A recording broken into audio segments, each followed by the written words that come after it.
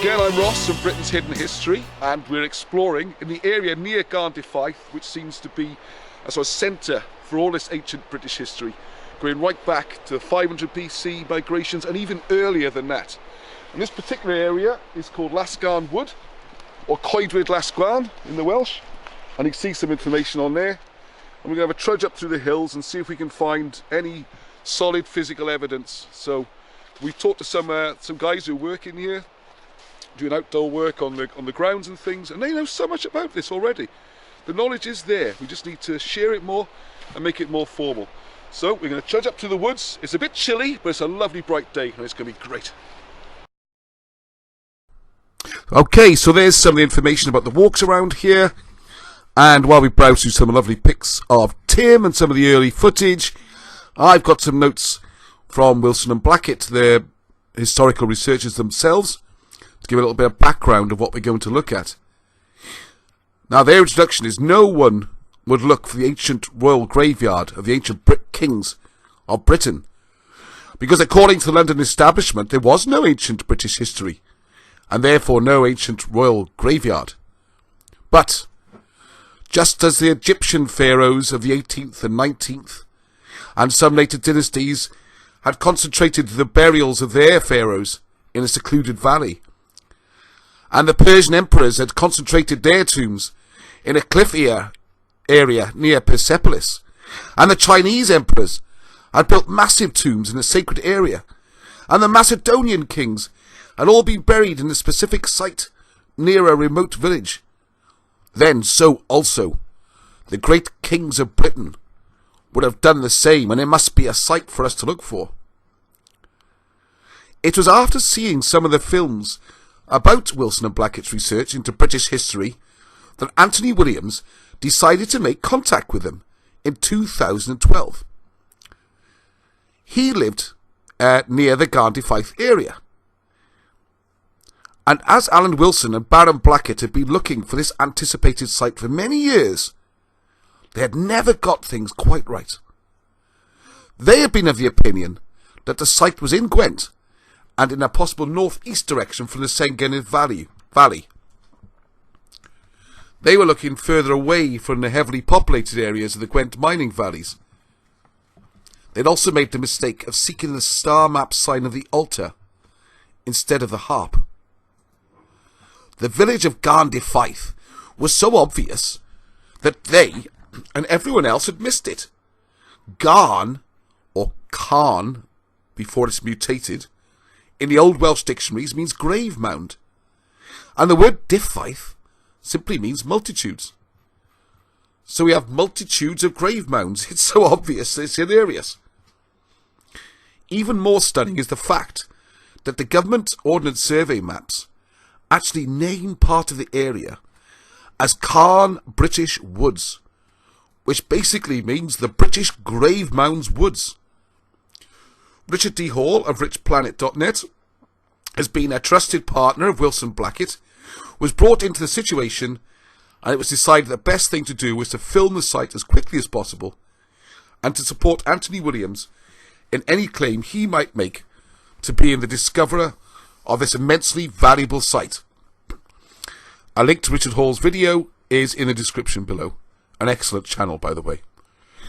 Obviously, the existence of the ancient royal grave necropolis of our ancient British kings in southeast Wales is massive and conclusive proof of the extreme accuracy of our ancient British histories that list these kings and place them correctly into southeast Wales as their original capital. So today we'll be doing the woods.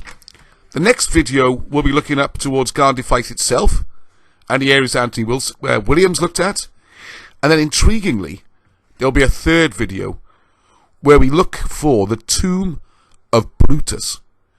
This is the Brutus that led the migration of the Cymric British to Wales around about 500 AD. He's a descendant of Aeneas, the founder of Rome, who were survivors or after the fall of Troy. So that'll be another fascinating part. Wilson and Blackett have already given quite a lot of clues as to where that will be, which we'll be following out soon. So the first part of this series, which will probably be a 3-part series, we're going to look at the British Grave Mound Woods. This is the early climb up the first part. And there are stones like that. I'll just stop and show you that one. It seemed like some sort of path was made here. Obviously can't tell the ancient thing. What's interesting though is already you're seeing signs here of some sort of, I don't know, wall. Some sort of construction has taken place. But again, this is just really the walk up towards where the main areas of interest are. You can see Tim in the distance. He's already up there, so I better go and catch up. Over here there's seems to be a lot of loose stones over there. It's like a raised section, isn't it? And possibly some mounds behind it. Quite a flat base there. And there are other mounds scattered around. I don't know if there are mounds are a result of digging nearby, or whether... Well, they're spoil heaps perhaps. Yeah, whether spoil heaps or whether they're actually just man-made or natural. Well, there are a lot of rocks sticking out on this thing. Yeah. Something's been there. Well, that definitely looks like a mound, doesn't it? Yeah. This one here.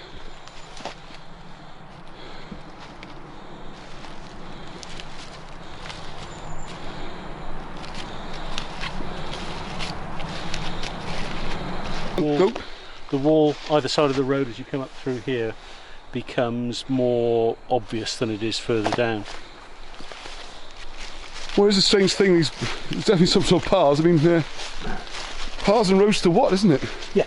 It doesn't go anywhere these days.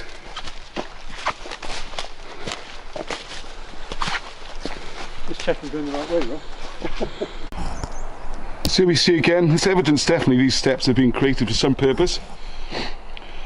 Looks very ancient. They look like mounds to me. There's no real way of confirming that.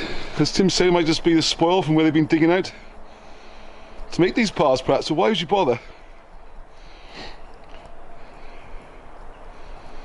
Seems like something very ancient. It's got a very ancient feel about it as well.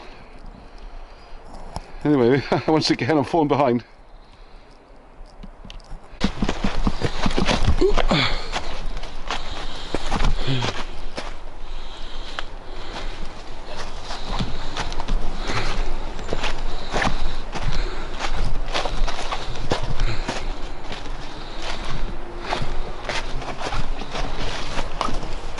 As you come up here, you can start to see that the stones that we've been looking at on the way up, which are all sort of all over the place and knocked about, but you start to come up here and you can see that they start to take some much more obvious structure and form in the way that they've been laid, man-made, into a... These are definitely man-made walls, aren't they? Into a dry stone wall, and yes.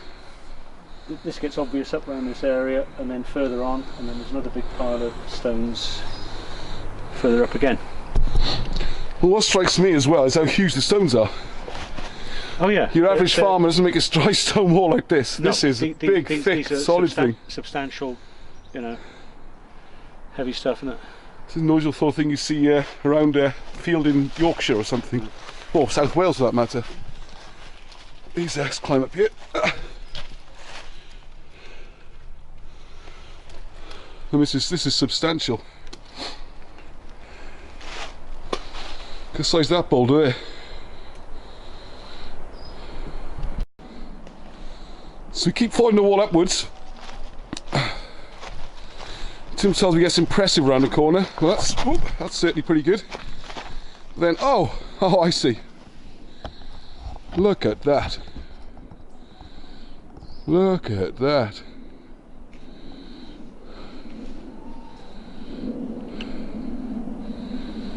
I don't think anyone's going to argue that's not a man-made wall. Wow. The wall to nowhere. Look at the size of it. That's not for sheep, is it? Look at the size of the stones and the width and the depth.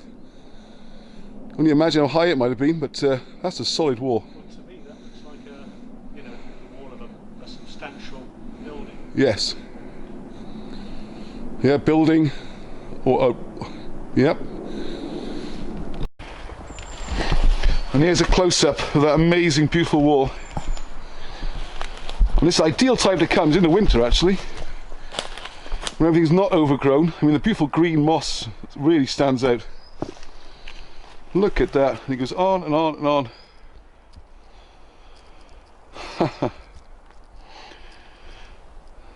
So something like that, surely you'd think this would be part of the Monuments of Wales, eh? Who knows it's at the top? Well, Tim does, and I'm going to follow him now.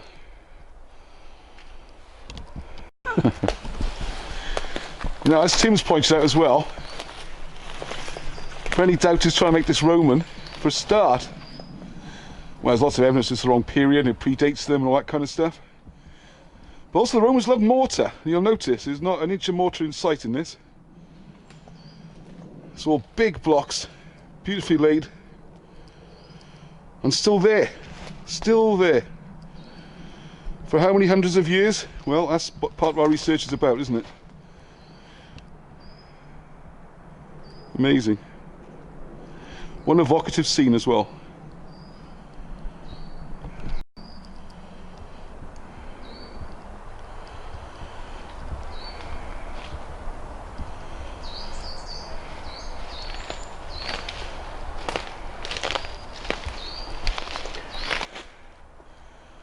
Yeah, this piece of dry stone wall we're looking at is completely unjointed without any cement or mortar, and this is a stretch that's about, or at least 100 foot long.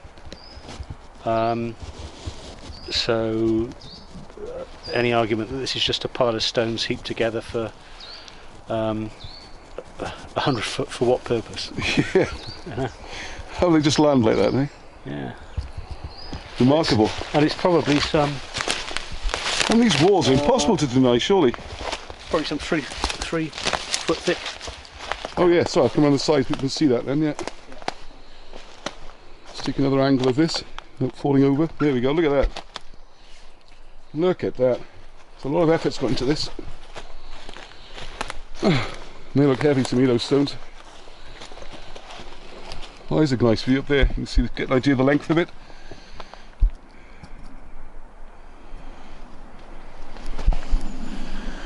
Here we are. How did they get you, eh? Well, I'm just discussing here. Look at these big stones. Tim's just pointing out they're sort of scattered, aren't they? But they're in clumps, as if they were once standing. Yes. They're now all scattered all over the landscape, and some massive stones. I'll be interested to see if we can see any ancient heat damage and stuff, which would tie in with the comet. You could spend a lifetime working all this out up here. Come on, archaeologists, look at this, right on your doorstep. Fabulous ancient site, just waiting for some proper work to be done on it. You haven't got to fly to Far East or Egypt or whatever. Look at these walls here, as good as anything you'll see.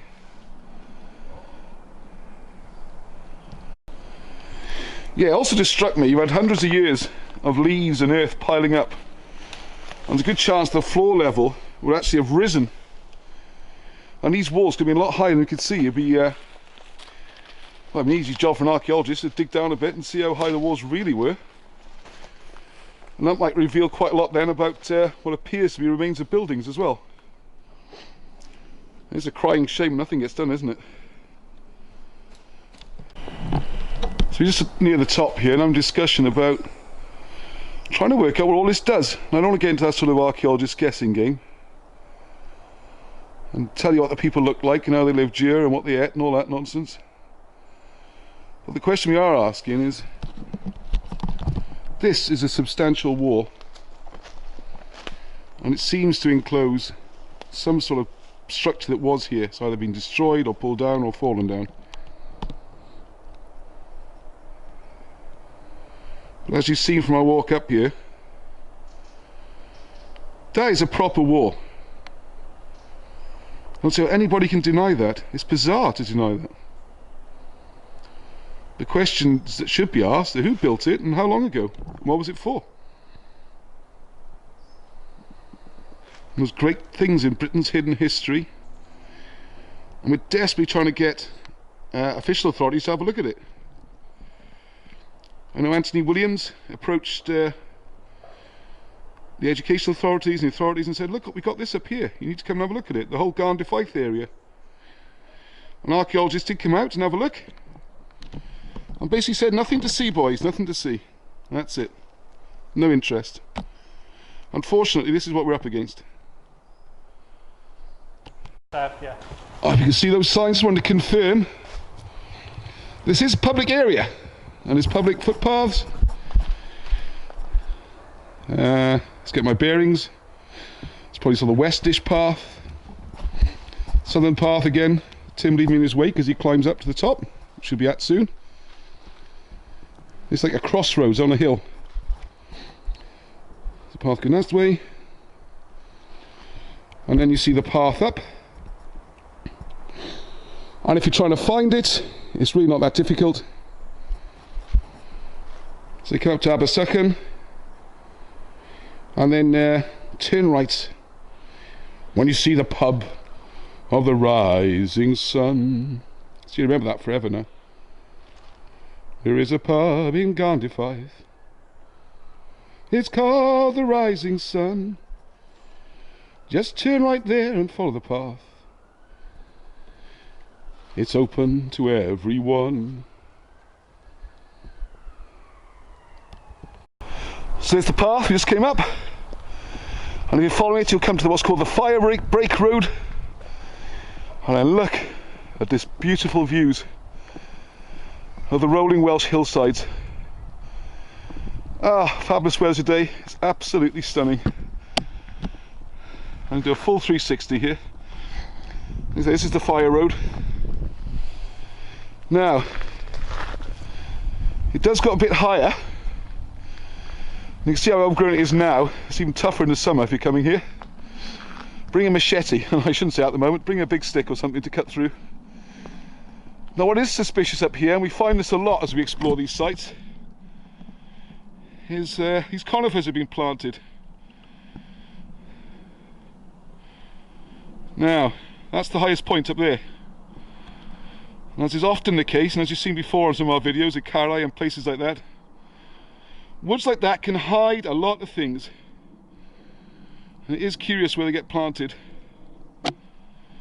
Up in Carrai, we had the ash dieback killed a lot of the trees, and suddenly you could see the fortifications surrounding the hill. Lots of old, lots of evidence of ancient civilization. All gone when the forests get planted on it. And of course, the new politics is to plant millions more trees. So you want to get out soon, have a look, and see these places before they're all hidden. Wow. It is a fabulous place. It's not even obvious how old these woods are either, really.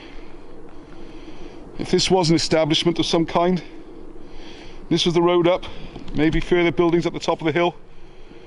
You had a really commanding view of the area. And joined up to their beacon system protecting Gwent and Glamorgan.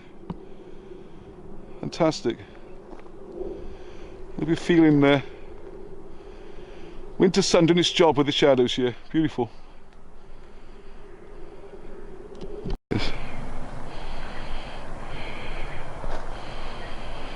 As Tim says, wonderful when history and nature collides like this. I mean, it's a fabulous walk. Whatever your level of interest in history, it's just great to be up here in nature. I think these days, in modern times, we always put the houses and everything in the valleys, crowded them all in down the bottom, easy road access and all that. These ancients, mate, they're like, what do you live down there for? Come up here on the hills, beautiful, fantastic views. Mountain streams of water. Got your livestock wandering around. It's a nicer, healthier place to live, really. And there's the high point, and I do love a high point if you look at the other places we've been to. I have to go up into those woods, I think. It won't be today, but soon. Rob, Hugh, hope you're getting the hint. See Tim trudging through there. There's more signs here of possibly more ancient structures. Larger stones, they've been arranged. There's an area that seems to be flattened. Maybe some sort of habitation, who knows? I don't want to get into the guessing game. Our job here is to show there is evidence of something being here. It's ancient. Please come and have a look. So come and look yourself. And encourage any academics or professionals to have a look as well, please.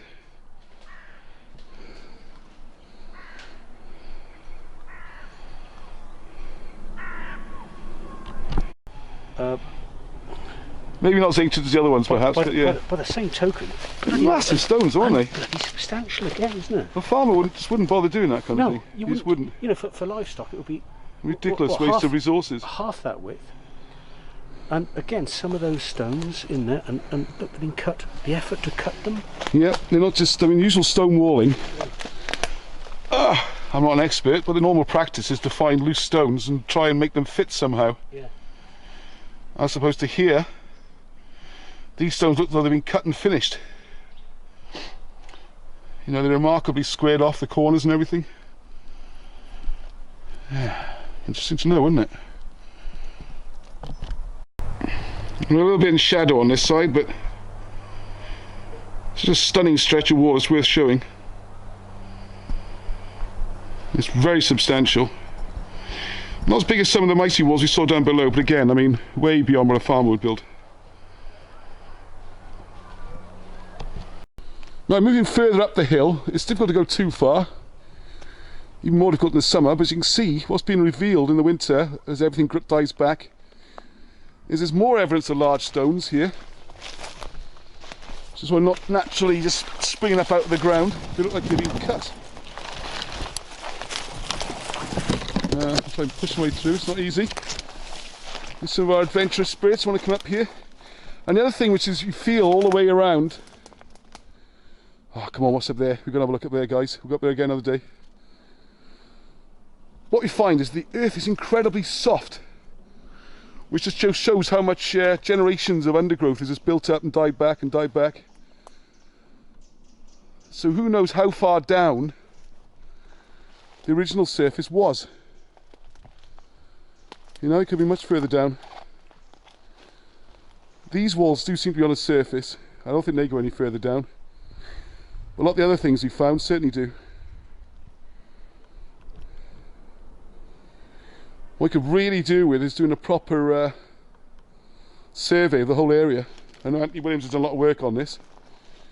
Hopefully I'll be catching up with him soon. We can have a bit more expert guidance. See, there's more large stones down there as well.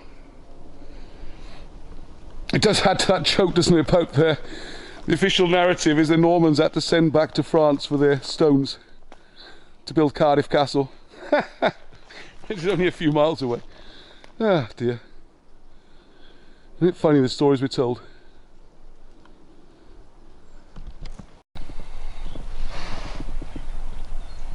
you point again, Tim, please? Lasgarn Wood, by there. There you go. And if we, for some references, just pull on the top a second. I think there's Esk Valley Walk on there and stuff like that. Easy to find, easy to park until millions start coming here and it becomes international venue. And the Welsh Tourist Board, whoever it is these days, kicks in. But at the moment you just drive up, stop your car at the bottom of the wood and walk up. Follow the footpaths, they all lead to more or less the same place. Can't go too far wrong, really. And if you get a day like this, wow, can't think of anything I'd rather be doing. Beautiful. Well, there's definitely signs of another massive wall here. It's a huge, huge thing. Just all the way down the hill there. And then this seems as though a tree has been planted in the middle of what was, who knows, some sort of structure. The stones haven't naturally landed there. Someone has made an effort to build this. And we're discussing field enclosures, but they're too near each other. You wouldn't bother enclosing fields that small. You just wouldn't bother. And you see, you poke around and you feel it's so soft, this ground. You know there's lots of stuff buried here. Look at this. You come here and you just see these things sticking out, you know, and you can't, you just want to poke around through the leaves and go down a bit deeper. You know, these are It's so frustrating. We're digging up stuff all over the world. The budgets for archaeology, anything. If I could find a Roman helmet here, this would be infested with archaeologists before I even put the video up. Because the only thing it could possibly be is British. Nothing to see here, mate. Nothing to see here. Right, so we've been up to the top, you saw the farm. It's coming back down again, which is a nice easy walk back down. Might even pop into the rising sun. I know it's been the ruin of many, but we'll give it a try. And what this really needs, I know Auntie Williams did a lot of work on this. We need to map all this out. Because this isn't really the main site even. We've got Garndiffaeth as well. You need to get the, get the drones out, get the cameras out, mapping. So we need more people to get involved, alright? So, register with BritainsHiddenHistory.co.uk. I know Facebook has got its problems, but for getting people together to discuss this kind of information, extremely useful. A lot of the friends, like Tim, I've met through that route. People who know what's going on and people who want to find out. You're all welcome. So go to Facebook at Britain's Hidden History. And there's loads more stuff like this. And lots of discussion. And we're trying to get to as many sites as we can. But there's a whole country of history here. And that's before we even go into the ancient stuff. Before we start looking at, the migrations and the evidence across the Mediterranean. We'll look at ancient Egypt, the links to hieroglyphs. It's like trying to rewrite the whole of British and in parts of Near East Mediterranean history. And as Alan Wilson says, this is not alternative history. This is authentic history. So I'll put the number of the road. You can see up there. There is the rising sun. It's promising home cooked food, so I'll have a look at that. Before you get to it, there's the hill. And there's the turn off. Just go down there, it's called Waterworks Lane. That's a better view of it. Waterworks Lane, okay? I said before, turn right before you get to the rising sun. Yep, so then you follow the bridge over here. Pont-Wan. Oh, there's a lovely river underneath. I'm just popping this on the end just so you know you're on the right track. That's not our car. That's just where we parked up. There's this lovely house here. Another one with a fantastic view of the river. And up there is where you're climbing. Not as difficult as it seems from here. Isn't it beautiful? Now, there's a little bonus footnote. As we were up there, and when we were setting up, getting ready to go on our walk, Tim and I got chatting to some local lads, or I should say young gentlemen, and they've got in touch via Britain's Hidden History. We told them what we were doing. They were very interested. I sent them a link to the Rich Planet video. They had no idea there was so much history in Garndiffaeth. They know all the sites mentioned, so we're definitely going to be going back there very soon and having a look to see how much the grave mines we can find, the central part of Garndiffaeth, and then maybe, possibly with their help, we'll be on the quest for the grave of Brutus, leader of the 500 BC migration. So very exciting times, lots coming up. Until the next time, Heddwch.